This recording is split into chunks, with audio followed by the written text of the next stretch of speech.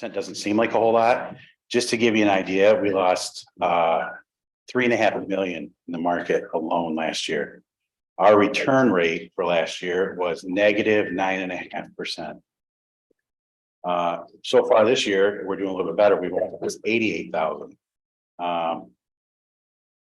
That while that seems really bad, we're still doing better than our peers. However, this is not the time to be granting any type of increase in our costs. Right now, we're suffering a loss for our healthcare for retirees. They get, depending on when they retired, they get $500 a month that the pension would pay for towards their healthcare. The problem is that the pension fund has to make 6% across the board. Anything over 6% can be used to pay for that $500, let's say, towards their healthcare. We used to have 283,000 in that fund alone. And now it's down to 117, and we still have to make 2022's payment because it didn't give us enough return to pay for that healthcare. So it's going to dip even more. So eventually we're going to have to start figuring out what we're going to do about the retirees' healthcare stipend that they currently get.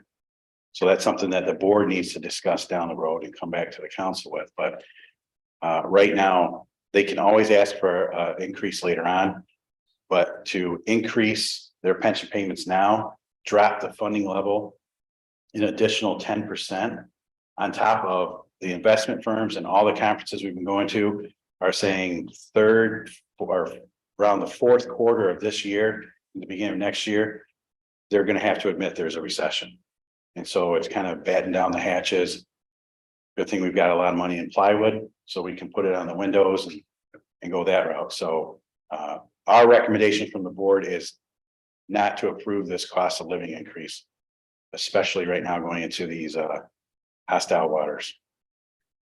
How often can they request for this to happen? They could do it anytime. They could do it next year. They could do it a month from now. I believe the last time they did get an increase, it was early 2000s, I want to say, and it was granted. However, the last time we were here with the healthcare, the city ended up kicking in money because the pension fund did not make its profit margin like it was supposed to.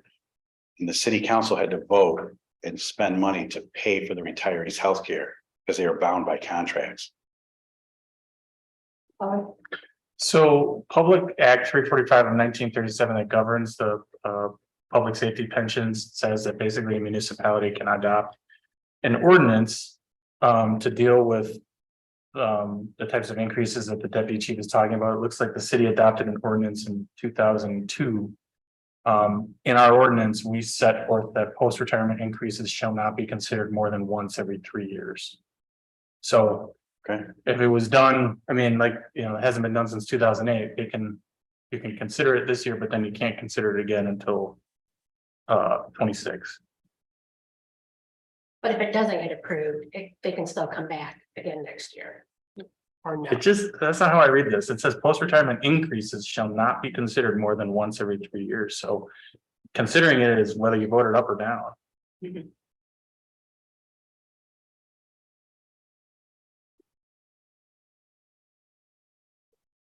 Anybody have any questions for Deputy Chief Kern or Attorney Harkness on this? I got a question about it. Is there a reason why they didn't ask for a smaller amount? Gotcha. Don't know. Yeah. Well, I would think, you know, over the course of the next 3 years, a lot may happen. It's quite possible that they may need to ask for something over the next 3 years. But I get it. Yeah. Yes, Mayor Pro Tem Jackson. Yes, color. Repeat what you just said all over again. I want to hear Sure. it again because I want to hear the 1 to 3 years. Sure. Sure. So the statute that regulates public safety pensions everywhere in Michigan is Public Act 345 in 1937. In that act, it says post-retirement increases and adjustments can be done by municipalities by ordinance. The city adopted an ordinance apparently in 2002 that addresses dealing with post-retirement increases. Mhm. Our ordinance says Post-retirement increases shall not be considered more than once every 3 years.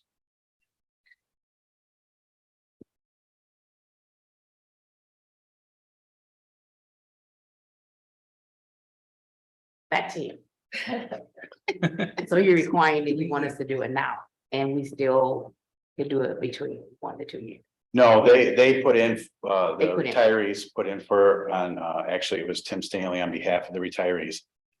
Put in for the 10% increase in their payments. The board reviewed it. We then asked for an actuarial firm to take a look at it. What would be the negative impact it would have on the fund itself? They said right off the bat, it would take your funding level, drop it 10%. And then with the losses in the market from last year, what we're anticipating this year, this is not the time to be asking for any type of raises at all, because we've lost a lot of money. Thank you. Any other questions? So you don't want this. The board, we voted as a board that absolutely not, our recommendation is not to approve it. It's projected that the market's gonna take another hit. So it's gonna retreat the fund. Wait, the internet is utility guys got. Any other questions? All right, sounds good. Thank you so much. So those are gonna be our items that we need to take action on. We're gonna be asked to take action on. The last one is just a discussion that we can have during regular council. Yes, ma'am. So at this time, if there is anybody in the gallery that would like to stand and address council, you may do so at this time. You can stand, give us your name and address, and 3 minutes is yours. All right. I come up here. Yep. Okay, my name is Amanda Schladen. My address is 1007 Locust Lane here in Albion. I wanted to talk to you guys about Community Table of Albion. I'm the new coordinator for Community Table of Albion, and we're part of the Albion Healthcare Alliance. As you know, many residents of Albion struggle with food insecurity and face hunger every single day. Those most impacted include our children and seniors. At Community Table, our mission is to provide increased food security to the residents of Albion and their surrounding areas. We're addressing hunger in many ways. We provide food distribution 3 times a month at Wesley Hall on the campus of Albion College. We're serving about 150 households per week. Our site is also home to a food pantry, which functions kind of like a grocery store, allowing families to come in and select their own food. In addition to distribution and pantry services, we also have an emergency phone line that residents can call if they're in need of food. And we're getting about 5 emergency food calls on most weeks. And for those calls, we do deliver directly to their homes. I believe that we need to do even more to tackle the problem of hunger in our community. I know you guys have seen the statistics. I have some ideas. In Albion, we also have a transportation problem. Many families do not own a vehicle and have no public transportation within the city. Families live in areas with no access to reach grocery stores, food pantries, or food drives. So I would like to bring the food to them. In fact, I think we need to bring the food to them. I'm working on ways we can provide services right in the neighborhoods who need them the most. This isn't something that's happening yet, and I'm not sure what it's going to look like, but this is one of my biggest and most important goals moving forward. I just wanted to introduce myself to all of you and let you know who I am. I'm here, and I have some cards if anyone's interested in getting in contact with me. You can definitely pass them out. Thank you.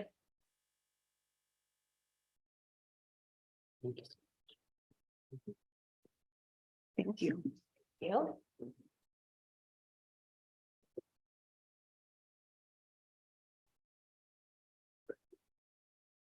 And Amanda, if we email you at the email address, you check it or will it get forwarded to you?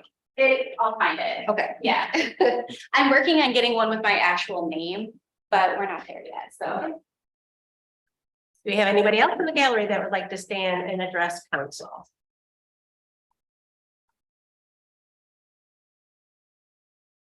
All right, do I have a motion to adjourn? So move. Support. All in favor, say aye. Aye. Opposed? I'm sorry. On your counters or on your tabletops, we got the application for Maurice Berry. This should have been added in the packet. We had filled this out quite a while ago, just didn't get pushed forward. It was intended to be in the packet, but technical glitch, it didn't print. So if nobody has opposition, I can make a motion to amend the agenda just to add this to the consent calendar for approval. Meeting adjourned, 6:50 PM. Be back in 10.